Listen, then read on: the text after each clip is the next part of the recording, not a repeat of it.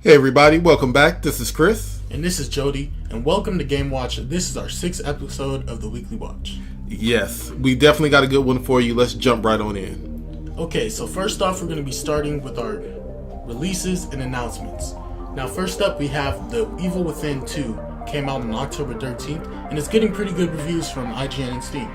Yeah, so I think Steam gave it a 9 out of 10. IGN gave it an 8 out of 10. It looks like actually a really good game, horror game. So if you're interested, definitely check this one out. Alright, and Gran Turismo Sport is out. It came out on October 17th, and it's a PS4 exclusive. It's more on the realistic side of the racing games, not like Forza, but it's very good, solid racing game if you're for like a good sim. Yeah, so it's definitely back. I remember, of course, plenty of people probably remember old school playing Gran Turismo on the original PlayStation. I have not touched it since then, but Gran Turismo Sport looks pretty good, and if you're into realistic racing sims, I would check this one out. And it's coming with a full VR, experience on the side. So, wow, yeah, that's interesting. Okay. And also, The Fractured Butthole is out. The South Park game. It came out on October 17th. I'm excited about this one. As a big fan of South Park, I absolutely love it. I regret to say I have not played the original game, and which I want to play. But the gameplay off this one looks hilarious and fun. It looks like it's really just straight from the show. It looks great. If you've already checked this out, please leave us a comment. Let us know what you think about this one, because I definitely want to check it out. I haven't done it yet, but we definitely want to hear your thoughts about it. Yeah. And Fire Emblem Warriors is out. That came out on October 20th on the Nintendo Switch and the 3DS. Yeah. Also, Siberia 3 also came out on the Switch on October 20th, the third in the series.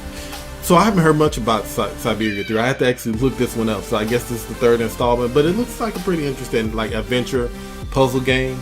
So if you like that kind of genre, I'll definitely check it out. It looks good. And let's get into our top 5 stories this week. Starting off, Xbox One. So the marketing has started. You may have seen the commercials. It looks like it's going to be coming out November 7th for $500. However, it has no launch games since Crackdown 3 got delayed. So we ask ourselves, is it really worth the price?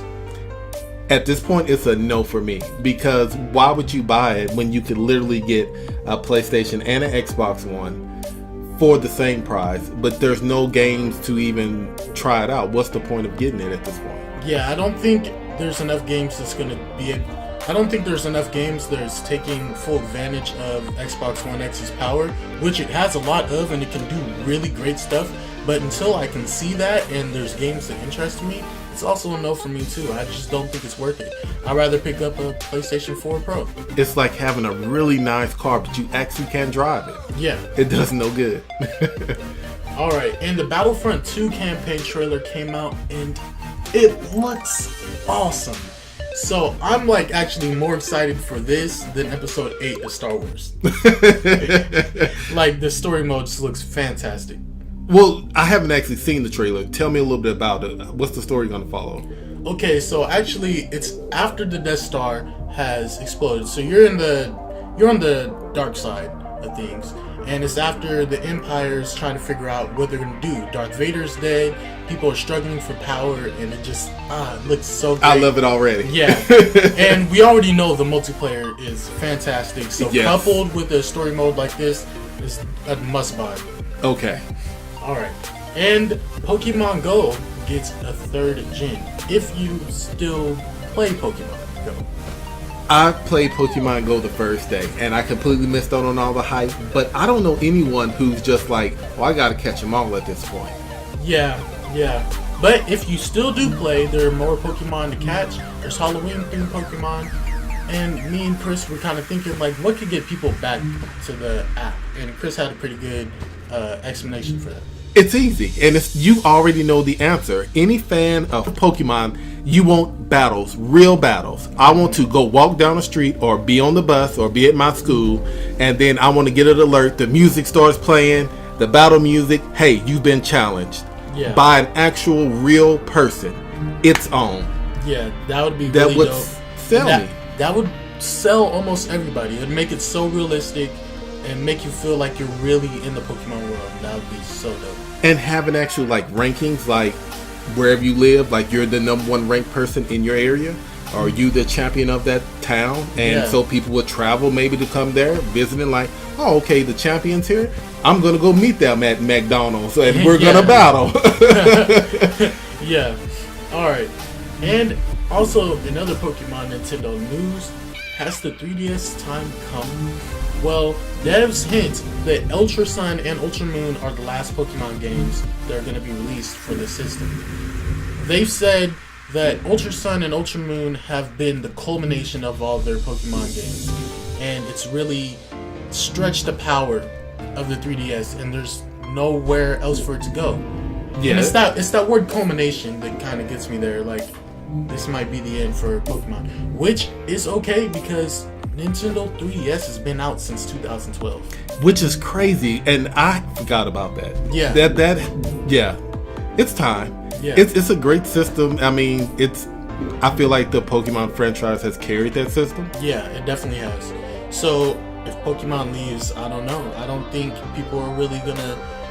What we want is Pokemon Nintendo Switch, open world. Exactly. Yeah, that'd be done. Good. But if you still have a 3DS and you're still a fan of 3DS, don't worry because Nintendo is still pumping out new games for it. They said they're going to support it until mid-2019, which is a long time. And they kind of want it to be a companion with the Nintendo Switch. But at this point, I'm like, if I'm playing a 3DS game, I'm like, man, I wish I could be playing this on Nintendo Switch. They're both portable. No. And the Nintendo Switch just has more power. Yeah, it's time. Alright, and for our last story, EA shuts down another studio. They just shut down BioWare Montreal. We covered that earlier. Yeah. But now they're shutting down EA Visceral. And this is a studio responsible for games like Dante's Inferno, the Dead Space trilogy, and Army of Twos. Like, really, really solid games. They're good games with good campaigns, right? EA says that they don't need Visceral anymore because they're moving to a more multiplayer-centric view, which is, to me, kind of like a half-ass excuse, you know? Yeah, I agree. But here's the thing: everyone knows is that those games you listed were great games when they first came out, but the sequels were terrible. They're trash. You're right. What is it? Army of Two. The first one, I didn't even think the second one was good. Then they came out with Cartel, which was a piece of trash. It was horrible. What was the other one? Dead Space. Dead Space 1, amazing game. Dead Space 2, great. I actually love that one too. Dead Space 3, terrible. Yeah. So it's no surprise that they're going to do that, but it really does suck because I feel like Visceral was a really good studio. They were. And they made actually really good games, but I think they just kind of dropped the ball on that. And saying that they're going to go to multiplayer, I feel like it's kind of like a cop-out. Like, there's great single-player games. There's great single-player games. Look at The Last of Us, Uncharted, the people at Naughty Dog. They're killing it. Yes. Single-player. So it's kind of sad, and it kind of gets me a little bit worried now going back to Battlefront 2 with their single player, you know? You know, I don't know. But we'll just have to see and see what EA does going forward. Maybe they're in trouble, maybe they're not, maybe they're being honest. I think when they get in trouble, because I feel like Visceral was, they started that with the idea of like, we need to make some other games expand, we're getting stale. Yeah. Let's come out with some original titles. Yeah, no more Star Wars and Madden. Yeah, but it's like they're going back. But I feel like give it time, EA will come back again. It's like, yeah, we can actually make some really cool games again. Yeah. We're at that point of the show where we're going to give you an extra story. We're calling this Bonus XP. Yes, Jody, by the way, that's a great name. I love it. Thank you. And for this week's story, we're going to have Thor Ragnarok reviews. Now, the reviews are out for Thor Ragnarok, which is crazy because the movie doesn't come out until like mid-November, I believe. Okay. Which is a good sign because Marvel is saying, hey, we're going to let you guys see this because we're confident. And they were right. People are saying this is like the funniest Marvel movie yet. Even funnier than any of the Guardians of the Galaxy. Get out of here. And really? Right now it has a 98 on Rotten Tomatoes. Yes. I will be there to see this then. Yeah. The trailers were awesome. and it seems like the movie's going to be awesome, and I'm really excited for this one. I can't wait to see it. I'm going to be there opening night on a Thursday at 11 o'clock, you know. And also Kevin Feige, he asked Mark Ruffalo, the person that plays the Hulk, since they can't do any Hulk movies, he was like, if you could have your Hulk movies, what would you want to do? And Mark Ruffalo gave his answers, and he said, we're going to start a Hulk trilogy. Since Universal won't give us our own Hulk movies, we'll put Hulk in these different movies and give him his own trilogy. This is going to be the start of that trilogy. Okay. Yeah. I like so that. I'm really excited for this one, and wow. We'll definitely be there to see it. And thank you for watching the Weekly Watch. That's all we have for you this week. I'm Jody. And this is Chris. And we'll see you next time.